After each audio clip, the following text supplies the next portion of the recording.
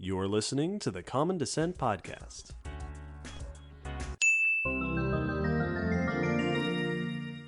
And welcome to Cutie. Hello, David. You just gestured to all of me, Will. And hello, listeners. Welcome to the very first episode of Cutie. It's Cutie! Yeah! This is an idea we have talked about, mostly with on our Patreon stuff, about doing for a while. Yes, we've thrown this idea around, and mainly driven by the fact that there's a bunch of mythical story creatures akin to monsters in many ways, but not very monstrous. The shtick of Spook-E every year is that we pick monsters. It's in October, it's a Halloween thing, to then speculatively evolve, and that means that we end up having to leave out a bunch of stuff that doesn't fit at all.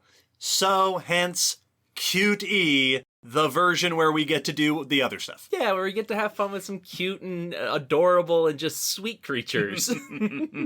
Just like the normal series, this is looking at the speculative evolution, the cumulative. It doesn't roll off the tongue quite as well as speculative. It's not. It doesn't have a full name. We're going to look at the evolutionary questions of some cute creatures. Yes, and sticking with our theme of the year, we're still on dragons. Here we are picking a cute version of dragons, but we will be taking the same course of action of saying, what are its traits? How could something as cute as that evolve in real life under real-world natural selection and evolutionary processes? What would its history be?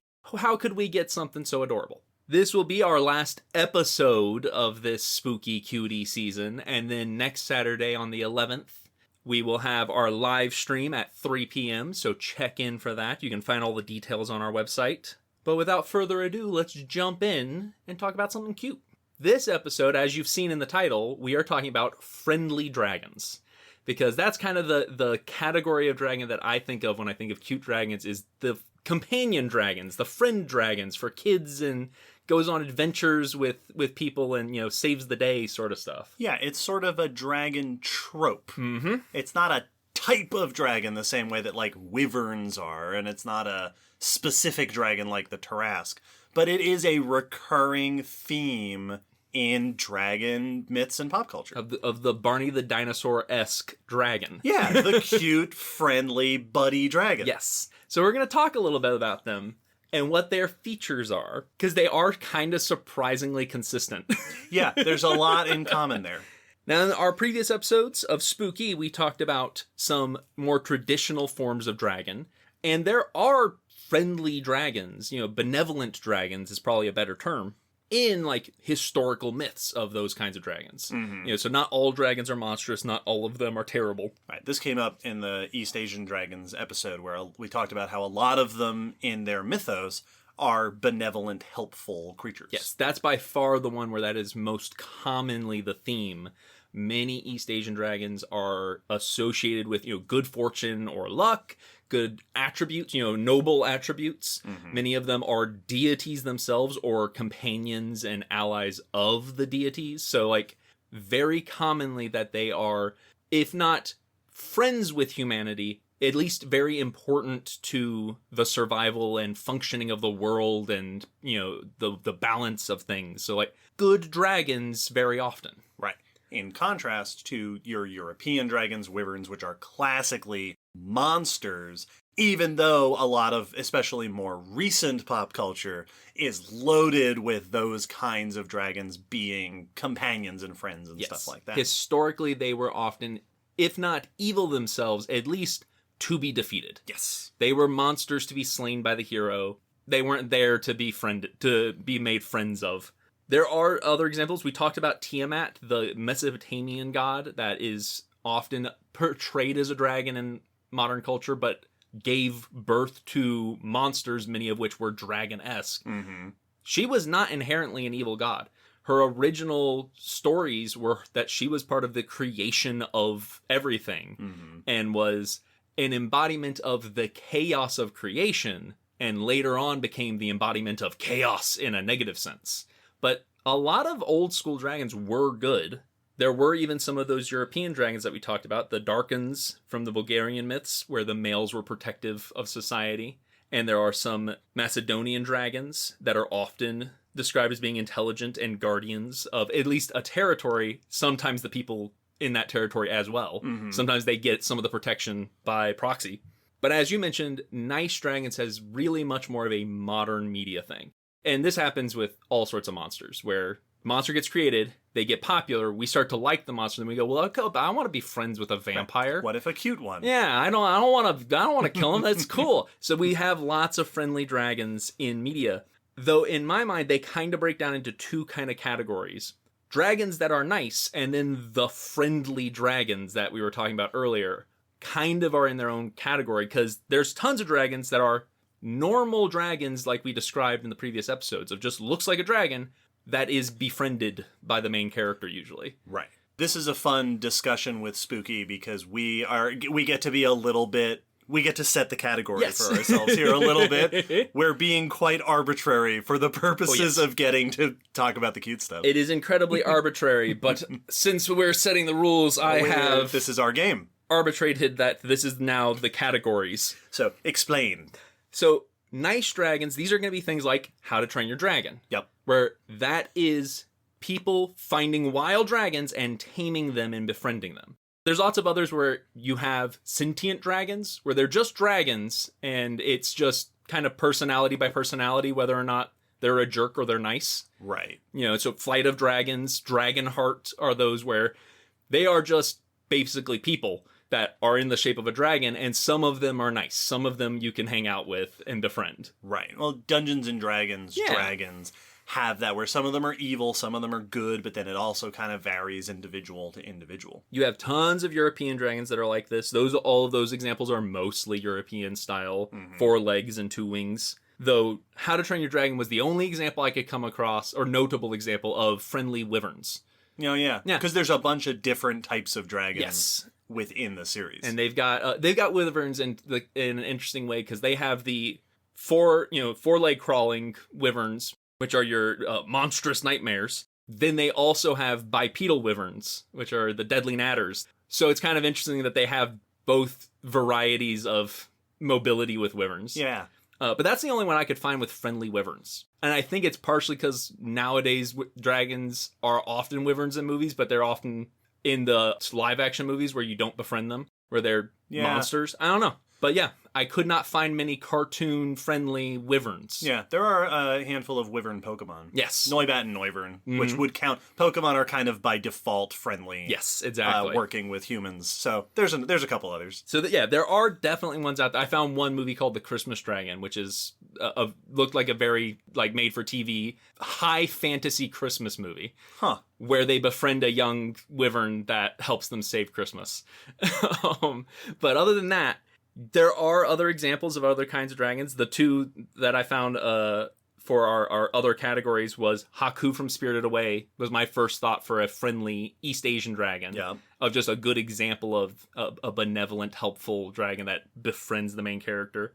And then the only example I could think of for dragon turtles or dragon turtle-esque things were the lion turtles from Avatar. The lion turtles, which is what I referenced at the top of that episode. Yep.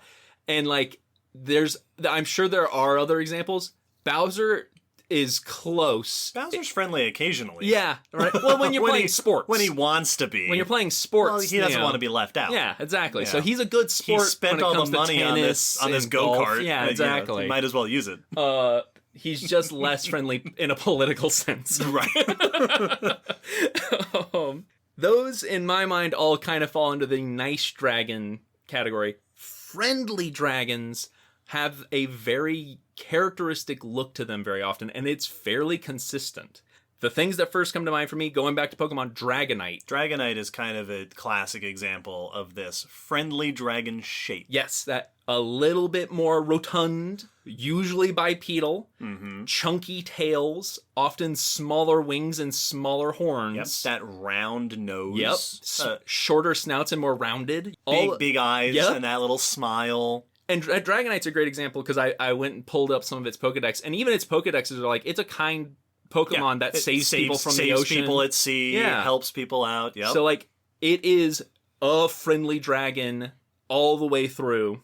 Another one that fits this category that I just had to put out there because I know this will like ping a bunch of nostalgia memories for me. Dragon Tales, that old cartoon. Those are friendly dragons through and through. Like, they've got the whole aesthetic going. Devon and Cornwall from Quest for Camelot. Spyro's kind of an interesting category because Spyro himself is just dragon shaped, but he's got tiny wings, but otherwise just a four-legged dragon. All the dragons you save from the statues are friendly dragons. In that same sort of cartoony, Yeah. kind of exaggerated features. Just curves. Yes. There's a lot of curves to them as opposed to the sharp edges of more traditional dragons. Which is what we typically do with friendly and villain characters. Absolutely. It's an artistic style to denote these are safe. They have kid-friendly edges to them. Yes. These are not safe. They are sharp. You would cut yourself on their cheekbone. It's why the genie is all round and blue and Jafar is spiky and red. Exactly. And off that example, Disney has tons of friendly dragons. Yep. They are really good at friendly dragons. There's three that I think of. Figment is very popular nowadays. Figment, the purple imaginary dragon. But my favorite is the reluctant dragon before that, even older than Peach Dragon, which is what I'm sure a lot of people are familiar with. Yeah, Peach Dragon. Peach as well. Dragon, the invisible dragon that saves little Elliot. The Reluctant Dragon is a movie from the 1940s based on a story from 1898 and is about a boy who meets a poetry-loving dragon, becomes friends, but then when the dragon gets found out by the town, the local knight, Sir George, is sent to slay the dragon. But then when they meet, they realize they have a lot in common. So they decide not to fight, but to fake the fight so that the town is satiated. And they fake the win. He stabs the dragon through a fold in his skin. The town celebrates, but not everyone. It's specified this because some of them bet on the dragon. And then Sir George comes back to the town and says the dragon is reformed and we can now all be friends. And the animated movie... I beat him into submission and now he's a good dragon. And the animated movie, it's one of my favorites. I used to watch it as a kid all the time. And that is my brain's archetypical image of a friendly dragon. Yeah. All of these have those characteristics. They're almost all bipedal. They're walking around on their back legs. They've got big, chunky tails, like thick tails. Yeah, like crocodilian. Yeah. Beefy tails. But it makes me think of like leopard geckos, where they have like that fat storage tail. Usually small or missing wings, even though a lot of them can still fly. Right. They don't have those big blot out the sun wings. Like usually their wings are smaller than their arms. Like itty bitty. Like too small to fly with. Yes. Even though no dragon should be able to fly, if we're being really real about it. Off of physics. These are like, no, Dragonite, there's no way. Yeah, exactly. There's no way you're using those to fly. Like these are a little bit bigger than your palms sometimes. Yes. Often smaller horns like we mentioned, and droopy ears. Lots of them have droopy ears. Oh yeah, that's true. This also, a lot of these go for a lot of the friendly East Asian dragons. Mushu from Mulan, who is bipedal. Doesn't have wings, but they usually don't have wings. Right. And he's not chunky because he's an East Asian dragon, but he's got floppy ears and short horns and a more rounded, shorter snout. Yeah. Well, he's also meant to be scrawny. That's kind of his thing. As opposed to a lot of these dragons, and you've mentioned them being chunky, that gut. Yes. They've got a gut paunch to them. Yeah, they're round. They are rotund in the midsection. Yep. Really the one that breaks the most with this, which is probably one of the most famous, is Falkor from the Neverending Story. Yes, our friendly East Asian style dragon. Yep. But Falkor's also just got a friendly dog face. Well, and that kind of does tie into... when you say droopy ears... Yes. One of the ways that when we create creatures to be cute, we pull on things that we already know that everybody thinks is cute. Yes. So making a dragon that's basically just a dog, it is an extremely winning strategy. Which is where my brain first goes to when looking at these features. So I wanted to go over a little bit on the concept of domestication. A lot of these features are domestication features, which, as you point out, are dog features, which is why we put them on characters that we want to find endearing and be able to emotionally connect with. We've talked about domestication on the podcast before. The whole episode 27. And there is something called the domestication syndrome. Mm-hmm. Certain traits seem to show up more frequently in domesticated animals. And there's also traits for plants as well. But Yes. with animals, there are group of traits that become more common for some reason with domesticated animals. Some there's some answers to. Some are kind of mysterious as to why exactly that's showing up when that's not being selected for. Floppy ears is very common. Mm-hmm. Ears becoming more droopy. A more varied coat color. Getting more patches and splotches and spots. Smaller brain size is often mentioned, but also shorter muzzle Mm-hmm. with typically smaller and fewer teeth. Diminished horns was mentioned. Yes. In the case of things like sheep, cows, stuff like that. And they tend to be smaller and less aggressive, which is, because we domesticated them and wanted to make them friendly. That is something we Yes. are often selecting for, is less violent or aggressive tendencies. Absolutely. And part of the reason I wanted to mention domestication is why I categorized the nice dragons from the friendly dragons, because most of those nice dragons are examples of taming, not domestication. Taming is where you catch an animal, a wild horse, and then get it used to human presence and get it used to certain behaviors so that now you can work alongside this animal, but its genetics hasn't changed from what the other wild horses have. And it's an interesting distinction because it is a perfectly reasonable thing for a group of animals to not have changed at all, but just be tolerant of being around people. Yes, they just learned. There are tons of species that are like that. That's how we work with elephants, and it's how we work with all sorts of things. Nothing has changed about them. So a lot of those nice dragons feel like that. It's, oh yeah, that's just a dragon, Yep. but it happens to be nice, or it happens to be really smart and it talks, or whatever. But there is this archetype of friendly dragons that seems to be more akin to something that has evolved in that direction or specialized in that direction. And domestication is a cool example in the real world of things evolving in a direction that we then point at and call cute. Yes, exactly. And friendly. Yes, because we have selected for those things that we find cute and endearing that makes them that much more appealing to us. So when we're thinking about evolving our friendly dragons, we are thinking beyond just they happen to be nice. There is something different and special going on with these dragons. Which is also an important thing to note because the traits of an animal that make them more ideal to be domesticated are also unique. They are also something that you don't find in every group. That's why we haven't just domesticated every animal on the planet. Some would be incredibly hard, if not impossible, to domesticate because they don't have the traits that make it easy. We talked about this as well in the domestication episode. This includes things like their diet. If they have an incredibly specialized diet, they might be hard to domesticate because it's harder to feed them. Their growth rate. If they take more than a human lifetime, to finish their lifespan, it's hard for us to breed them multiple times in their generations. And means that they might not reach an age where we can actually work with them in a time that's actually feasible. Cats and dogs reach maturity in a very short amount of time compared to us, so we can have an adult dog that now we can actually go, herding with and hunting with in a reasonable amount of time. Ability to breed in captivity, that they're not needing extremely specialized breeding conditions. Calm demeanor, in general, not some animals tend to panic as a defensive mechanism. Others have a less panicky reaction. And then how social are they? A social structure that we can now adapt and adjust to work with us now as a feature of it is important. Non-social animals are much harder to domesticate because they don't have that social behavior.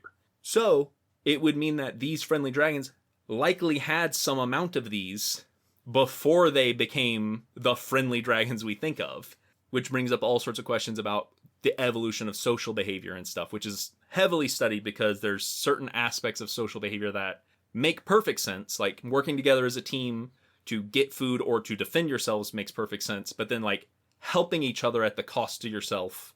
Altruism is something that has often been studied because it doesn't always seem to make sense from an evolutionary standpoint of if it is not beneficial to you, why are you giving up your food? And things have been put forth of, reciprocity, that if you help, they're more likely to be alive to maybe help you when you need it.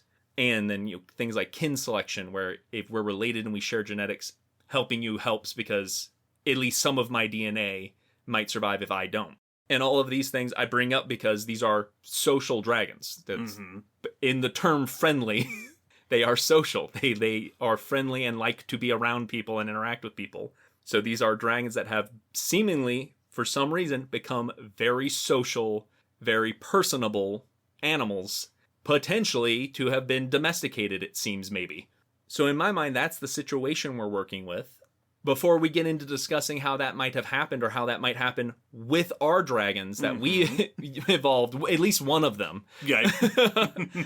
Let's go do our magic disclaimer, because it's a lot of magic dragons in these. One of them is called a magic dragon, who we've already mentioned. Exactly. Like, friendly dragons tend to be much more, like, actually sparkly magical than a lot of other dragons at times. They're turning invisible. They're flying with their tiny wings. Yes, they're floating sometimes without any wing. Like, they're just doing magic. Figment is made out of imagination. All of which are difficult things to address within the bounds of biological natural selection. We will not be constructing them out of happy thoughts. We will not be having them turn invisible and potentially not exist to just save small children. Like, we are going to have to pare down some of their magical abilities. But we now have the question of how would we get a dragon with these features that is friendly and sociable and prone to being able to be around people or be domesticated by people. And which of our dragons that we evolved in our previous episodes would be the best fit to go down this evolutionary direction. Yeah, like you mentioned at the top of the episode, it's a weird... Dragons has been a little weird. Oh, yes. This has been an interesting take. This has been an unusual season of Spook-E, and then we've kind of come at it from some different angles.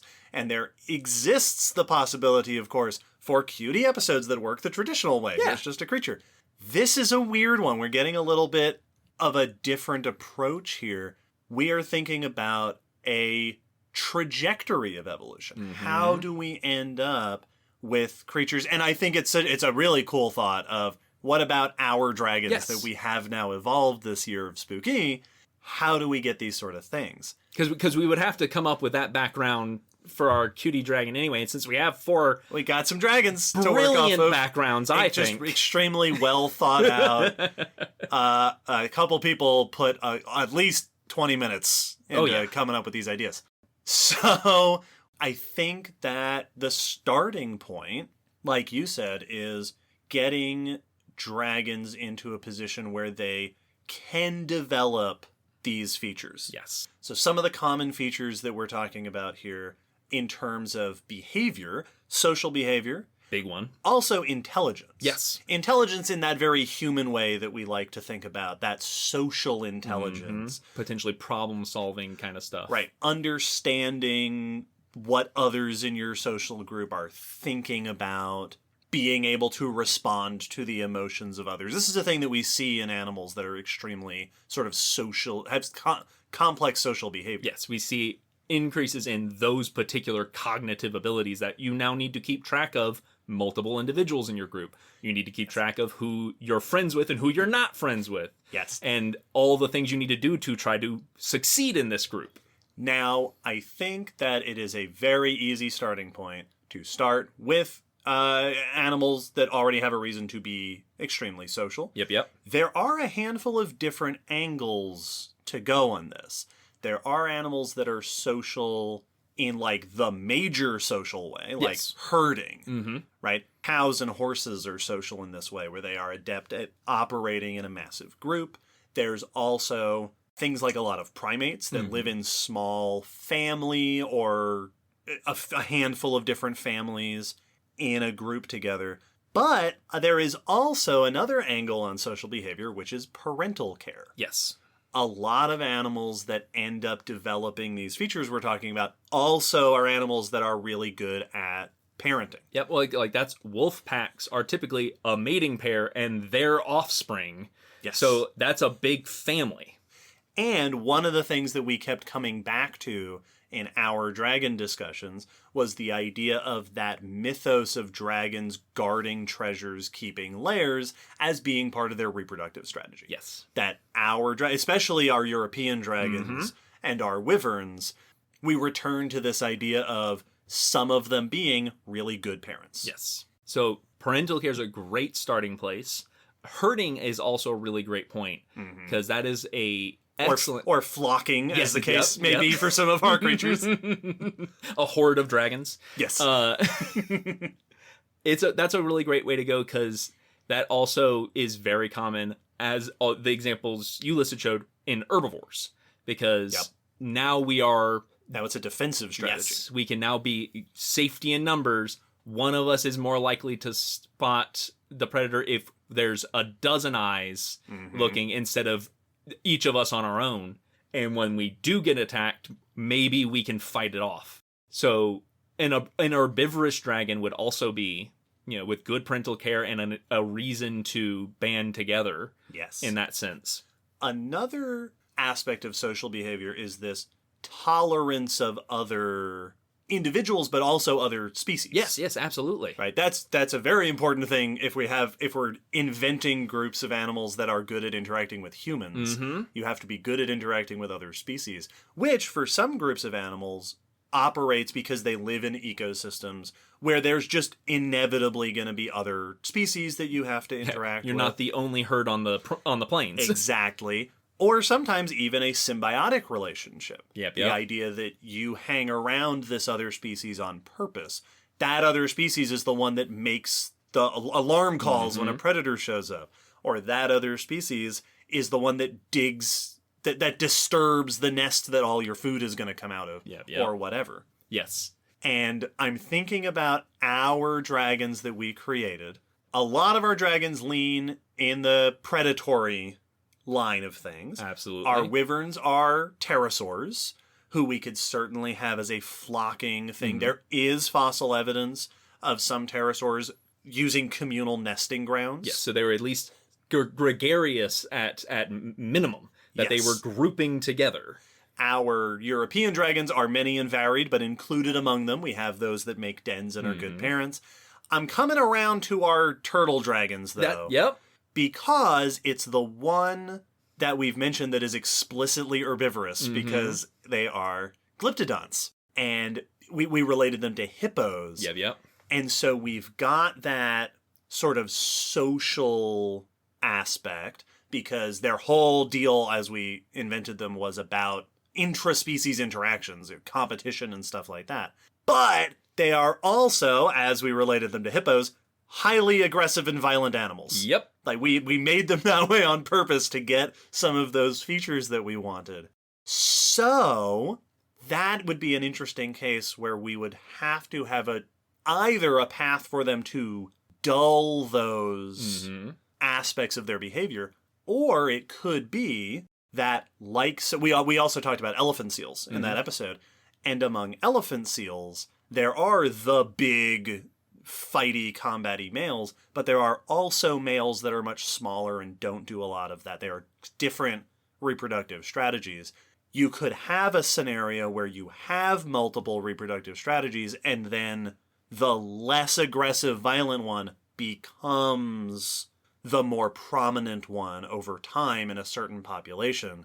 That removes some of that hyper-aggression that comes with that competitive behavior that we described for our species. Absolutely. And what makes me think of, I think it was bonobos, or was it, I don't remember which primate it was, but there was studying of a population that was dominated by a bunch of aggressive males, and then they went scavenging at a dumpster, I think, and the aggressive males eat first and ended up eating a bunch of rancid meat and dying, which only left the more submissive males that had been below them in rank and the females.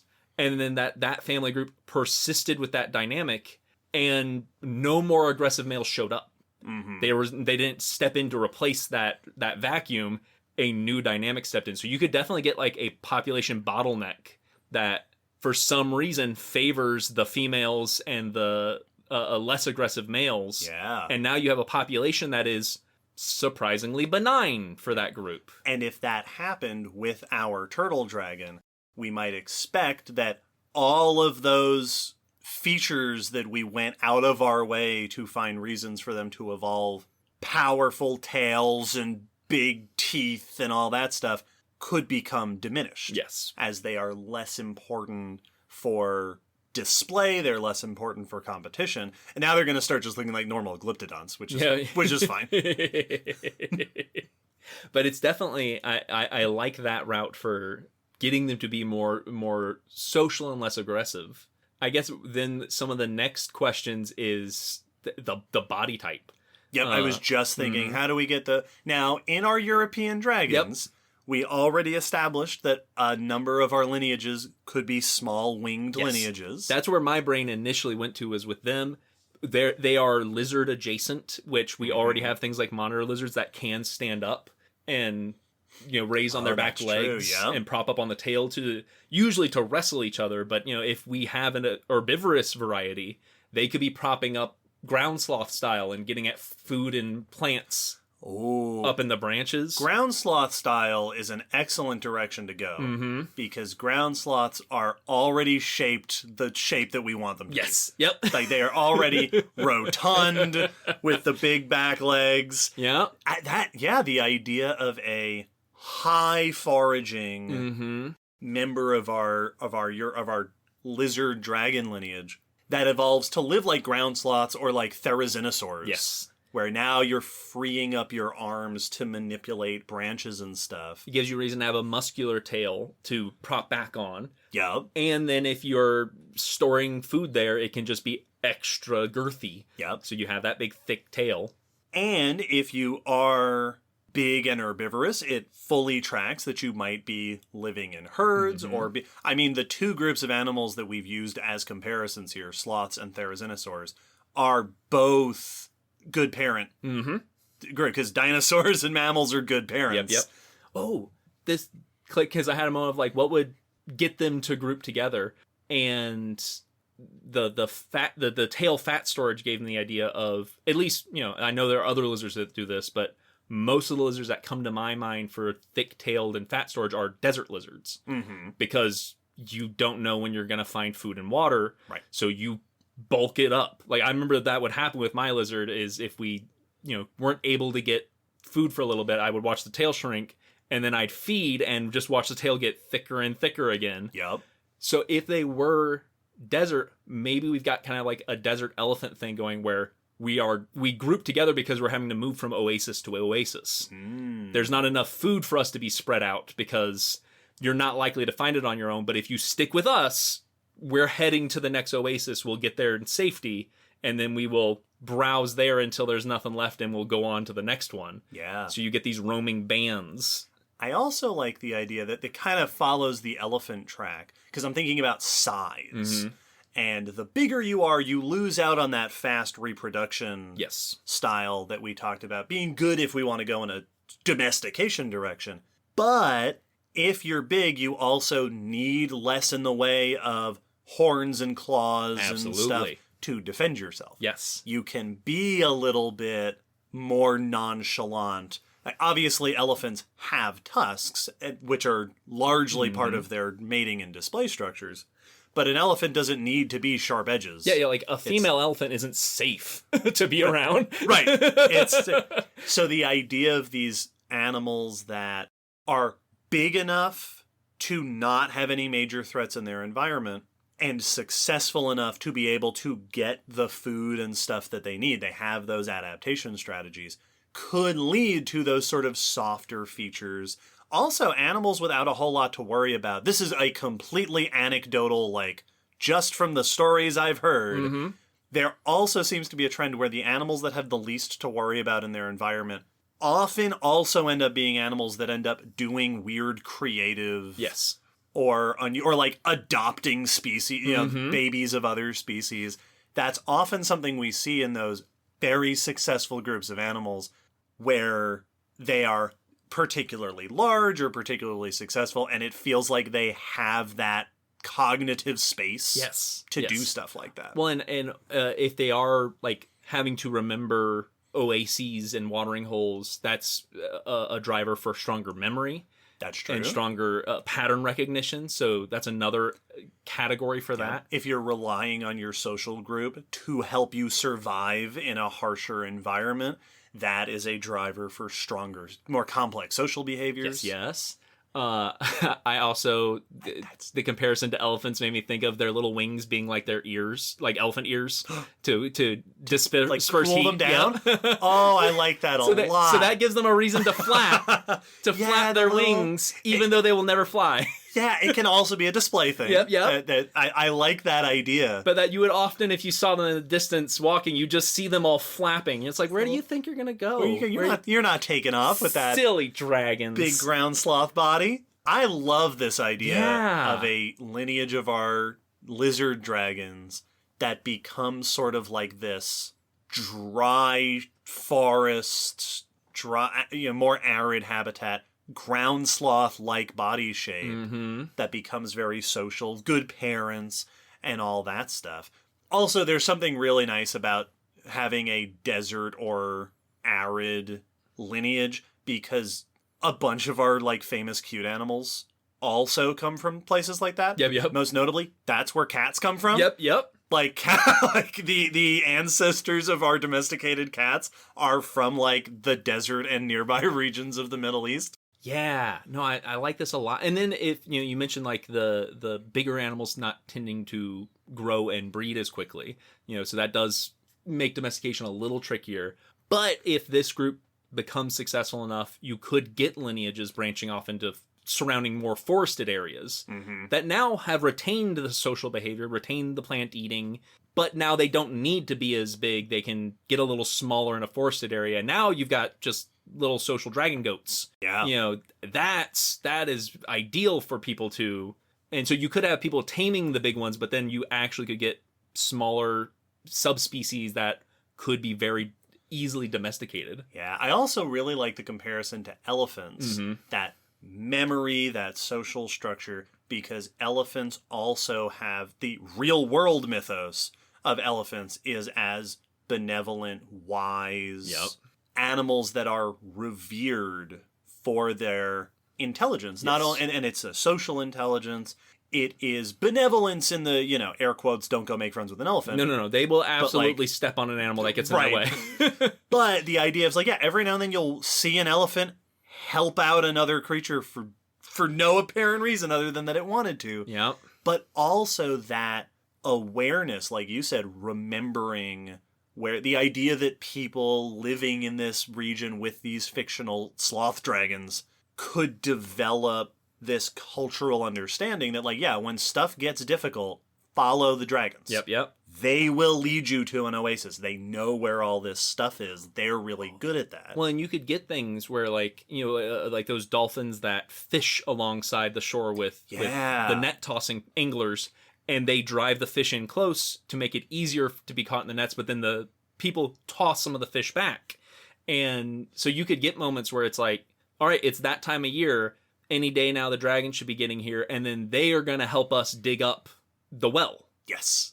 We're going to let them drink first, but then once they head on to the next oasis, we will have... And so we've cleared... they know to wait for us to show them, where... Or like to clear the area, and we help each other because they find the water for us. And we actually reference that or something very similar to it with the dolphins and the fish in our discussion of the East Asian dragons as a reason for people to have a close relationship with them, because our East Asian dragons are fish. Yep. These are aquatic creatures, but you could have a similar situation where we are frequenting the same coasts and you get these lineages that are very tolerant of interacting nearby people and even helping each other out in this sort of symbiotic way. Well, you absolutely could get things where like a population of people maintains the waterway that you reproduce in. And like you have that sense of, no, you help protect our young. And so we see you as safe to be around. So you absolutely could get those kind of interactions. I do really like the thought. So we were talking about domestication, or these close relationships evolving between humans and other species. One of the very common versions of this, and we see this with early dogs, with early cats, with mice and rats, is that these are species that start living in spaces where humans are already living. Yes. They come into the town, they eat the garbage, they're eating the scraps, and it benefits those species to be tolerant, non-aggressive, easy to be around, looking in a way that is appealing to humans. Yep. Because that makes it easier for humans to then deal with them being in their space. Yes. I think that is absolutely an angle we could go with our dragons if we wanted to, but I also love the thought of it happening the other way around, that these dragons of ours, in some of our cases, have their living space. Yep. That they maintain, especially in that sort of elephant ground sloth way of like, this is our territory, this is our oasis, this is this. And humans start moving into their space to take advantage of their scraps or their shelters that they leave behind or whatever. And the humans are developing these cultural behaviors that make it easier for the dragons to put up with their presence. Yep. So that in those games, the humans are the domesticated ones, so to speak. Yeah. That allows these species to sort of develop these close ties together. No, I would love that if we realize, wow, if you're trying to survive in the desert, the dragons are the ones to hang out with. And then at some point, it comes for them to nest and they start making their, communal nests. And then we go, well, I can go grab a whole bunch of, plant material, rocks, or whatever you're making your nest out of. And here you go. And the dragons have that moment of like, I mean, cool. It was weird when you started approaching my nest, but you've brought 5 great rocks. And so I'm going to let you keep doing it. And then just over generation, it's now they expect, nest season comes in and the dragons kind of look to the people of like, all right, your turn.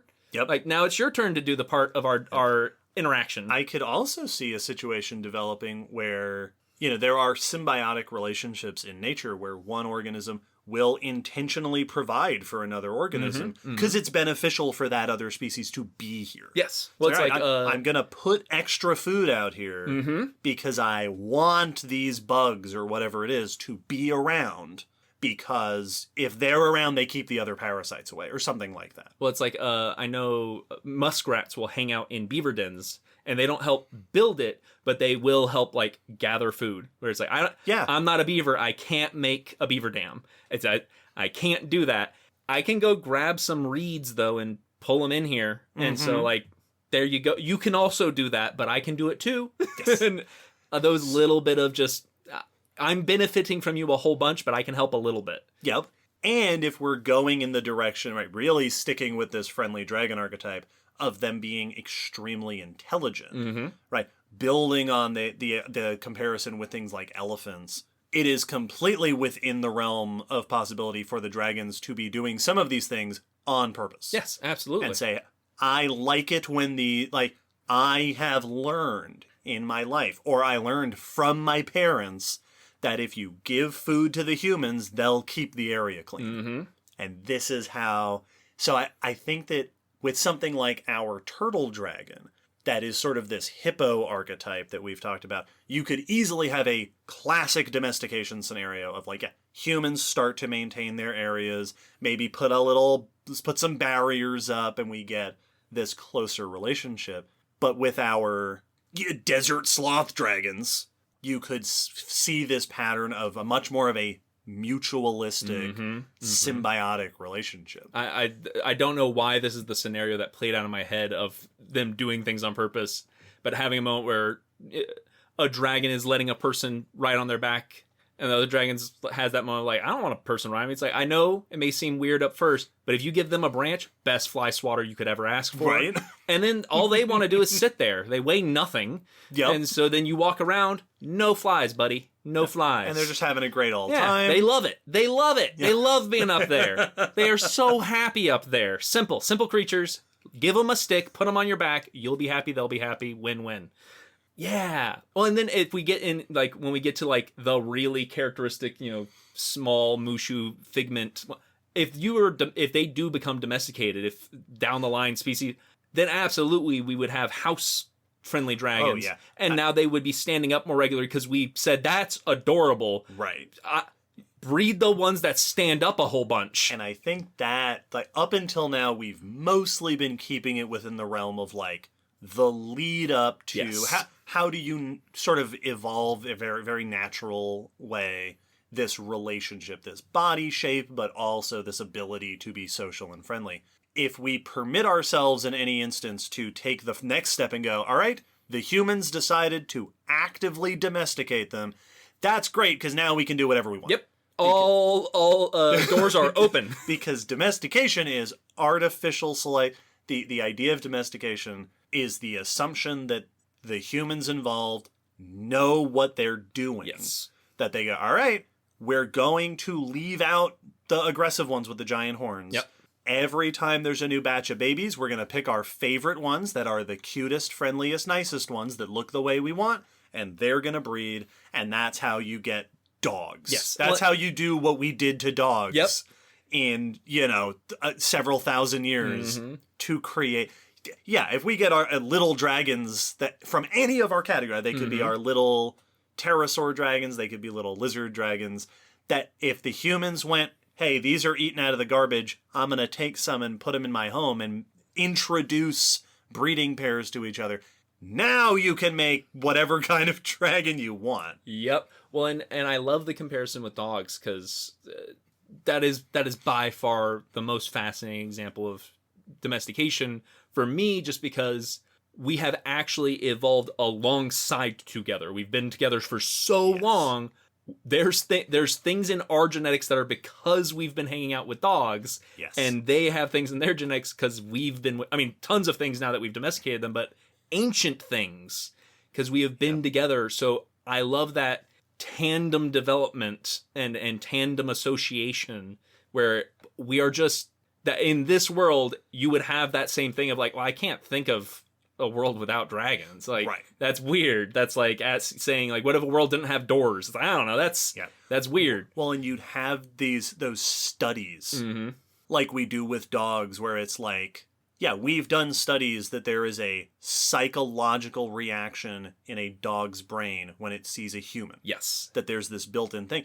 You could have this scenario. It's like, yeah, these dragons have been evolving alongside people in this region for so long and with such a close relationship that there is a physiological behavioral response when these species see each other. Well, and this is why you see all those things of like newborn puppies and kittens running up to strangers on the street because in their brain, when they see a human, they don't see large potential predator. They say, oh, a human, a dog's best friend, a potential, but someone who is supposed to help me. Yes. And so that absolutely sets us up for all of these friendly dragons, strays, finding small children who need help and befriending them and helping them escape their abusive family. And that's if you can get that super close relationship, you get that benevolence. Yes. That even if it's not, always storybook benevolence of like, I want to help you meet the love of your life. Blah, Yes. blah. But I'm here to help you on your journey. It's right. But I'm here and like, you're here. There are legitimate stories in the real world of animals, domesticated animals, but also wild animals, finding a lost young member of another species and helping. Yes. Like, all right, I know where your family lives. I will take you over there. Yep. And we will go. I could use a snack. I will now head in that direction and you can come with me. And I know I'll get food when I get there and you can be at home.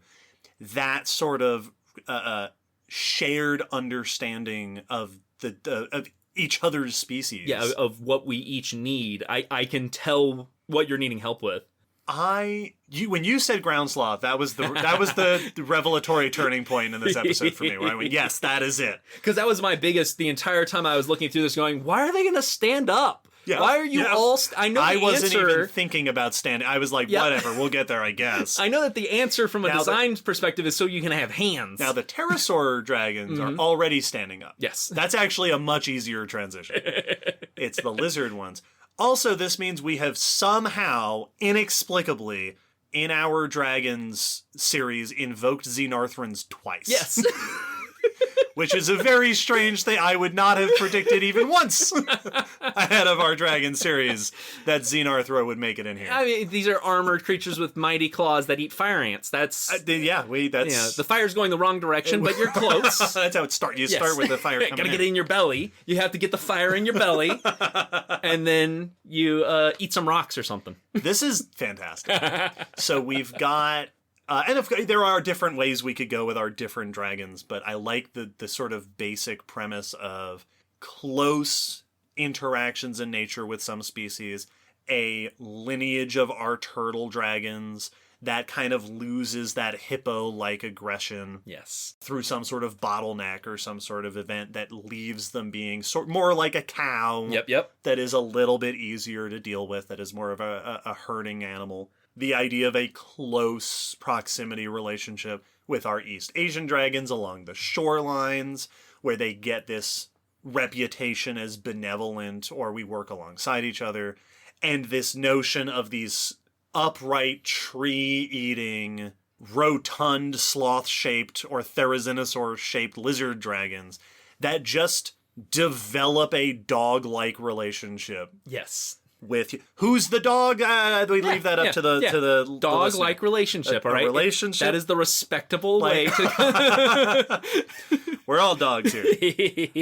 Is very cool. Yes. That social group living, tolerant of other species. Not a care in the world because I'm gigantic. And so I don't need those big horns, and I don't need to be svelte because I don't have to take off across the savannah to run away from stuff. Oh man, well, and I just got the cool image of the East Asian dragons having that situation that's happened with like humpback whales and dolphins, of person being in the water and then them chasing off potential predators. You know, of acting as a guard dog around them. You know, and humpback whales have done that with smaller like cetaceans and seals, where they will see orcas or sharks coming toward them and will just put their body in between. I'd love the idea that's like, someone in the water and freaking out when they see something moving. It's like, no, it's just a dragon. You're safer than you could ever be in the water right now. Right. There's a dragon here. They're not going to let anything mess with you. The sea serpents. Yeah, no. From that other season of Spook-E. Those you got to watch out for. Be careful. The dragon mimic sea serpents. That's the real problem. I saw a giant eye staring at. That's bad news. You don't want to go that way. Go find a dragon. Well, go find your nearest dragon. Well, and honestly, the idea we talked about, one species developing the habit of hanging around another species because that's where food ends up being, that's where you get resources. But also, completely precedented in nature, the idea of sticking around another species because none of the dangerous things are going to come near you. Or it's like, if you can get away with hanging out next to elephants, do that. Yes, because nothing's going to mess with you if you're next to an elephant. The idea of our big sloth-shaped dragons, even if they're not, covered in claws and stuff, like you said, an elephant, even without its tusks, is extremely dangerous. Yes, absolutely. The predatory dragons that we evolved are not going to try to hunt you at the feet of these big, herbivorous, friendly dragons. Another benefit to our humans. Or even other species. These dragons don't have to just be friendly to humans. They could be friendly to all sorts of species. Oh, and you could get a cool, like, close association with East Asian ones of, like, if they just have that, I'm not aggressive toward you, but I have aggression toward that predator because it hunts my babies. So I end up often chasing away this predator. And then people go, we need to pay thanks. We need to pay thanks. So we are going to gather on the dock and offer food, and then just over generations and generations, the dragons know that at this time each month, you come up to the dock and you'll be fed. So they hang around, and you get this just mutualistic relationship going. Yeah, and that ties nicely with the fact that lots of East Asian dragons were somewhat deified, somewhat worshipped and considered akin to gods. Oh, yeah, I like these. That's cool. Blanket disclaimer to all of our listeners, please don't go out into the world and try to make friends with wild animals. Nope. that's a bad idea. We are talking about ancient relationships. Long generational symbiotic relationships. Always be safe around wildlife. Yes. Don't get yourself hurt. It is my biggest thing I liked to give people as a piece of advice when I was at the aquarium when this sort of thing was come up is don't touch or feed any animal that you don't personally know and lives in your house. Yes. Just don't. If it's someone else's animal, you have to ask before you do that. And if it's not, then just don't. Leave them alone. That's a wild animal. Let them be them. So, as fun as this is, you should not go find a wild dragon and try to feed it. That's bad news. Don't do it. Domesticated dragons are not the same as wild dragons, so you can't even the ones in the zoos, these are still wild animals. Even if you're in a park, Yep. in a national park, we've all seen those news stories every now and then. Someone tried to take a selfie with the dragon and then they got hurt. Oh, and they approached likely because they were being fed. That's why they came up to the person. The people are feeding the dragons and they keep coming closer. You try to take a selfie because you see a little baby dragon and you're like, that's really cute. Yes. But there's a mama dragon nearby and mama dragon's not going to be happy that you're near the baby. And the social media posts of keepers doing stuff like that, those usually are not AZA facilities. That's true. That is not how you interact with a dragon in AZA Absolutely. So practice, be smart. Be dragon wise. Be dragon wise. That is a rule. It's one of the rules in our Spook-E verse. Yes. Is you have to be dragon wise. If someone would like to mock us up some informational warning signs and guide signs for dragon wise. Yep. They say the real trouble with designing safety features in national parks is that there is significant overlap between the smartest dragon and the most ignorant person. They see a number of moments in How to Train Your Dragon for evidence of this. This has been a lot. This is a weird episode. Yeah.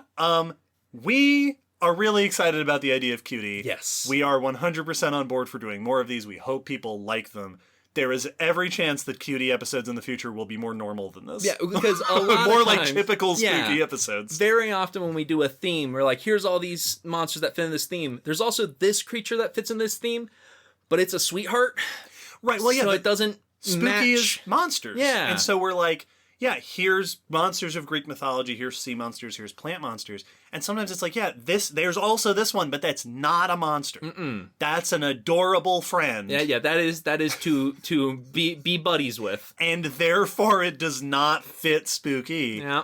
Cutie is now our opportunity, our excuse to throw in something extra.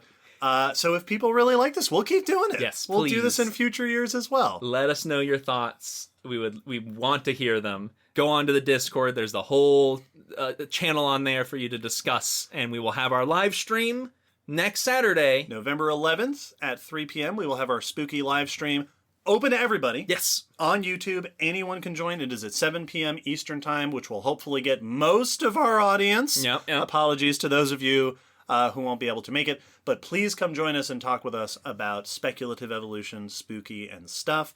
Like you said, well, check out the Discord. Check out our social media. If all has gone according to plan, by the time you're listening to this, there will be all sorts of fun discussions that have been happening. Plus, we're hoping some fan art. Yeah, we always love to see fan art. Love the fan art so much. So if you are inspired at any point during our Spook-E or Cutie episodes to sketch something, put together a piece of art, please feel free to share it with us. And if you're cool with us posting it on the fan art section of our website, let us know that and let us know how to credit you. We are happy to do that. And with this, we can wrap up. We can wrap up finally. Yeah, we can wrap up the QT and therefore it as the end cap to Spook-E season with the live stream left. But we're done with episodes. This is it for and you better believe we will be back for more Spook-E in a year. Because this was a fun year. Dragons was great. Oh, so much fun. There will be another theme next year. There will be another 4 episodes in October. And hey, don't be surprised if there's a 5th episode next year. Yeah. Where we pick something cute. Yay! Thank you all so much for joining us for Spook-E this year and every year. Spook-E has become a huge hit. It is such a delight how much fun people seem to have, because we have a blast doing it. Like it's so much fun getting to do it. And the fact that it seems like it triggers a similar amount of joy for you all listening, that just makes it all the more worth it. Like I am warm and fuzzy after every Spook-E season. I am so happy and just fulfilled. We hope that you have enjoyed it. Come back next year, next October. Yeah. Until then, you can listen to the normal episodes. And yeah, there will be normal episodes. Episode 180 or something. I don't know where we are in the list. Yeah, somewhere around there. Somewhere in the 178 is probably coming up. Yep. That's probably what's happening. Also, the end of the year Q&A. Yes. Is going to be posted very, very soon after this comes out. So keep your eyes out for the Q&A form. And then we're going to be heading toward the end of the year. And before you know it, we'll have our anniversary live stream. And before you know it, it'll be Croc and Snake Month. And then before you know it, it's Spook-E. And then it's Dragon Con and it's Spook-E. And it's Dragon Con and it's Spook-E. Dragon Con right around the corner. It's just an endless circle. This is how my brain often looks at things. Bye. Bye, everyone.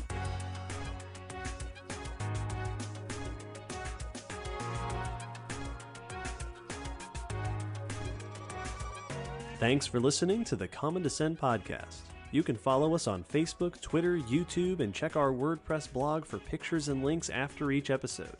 Huge thanks to our patrons whose support helps keep this podcast running and who get access to bonus goodies on Patreon. The song you're hearing is called On the Origin of Species by Protodome, which we found at ocremix.org. Thanks again for listening. We hope you'll join us next time.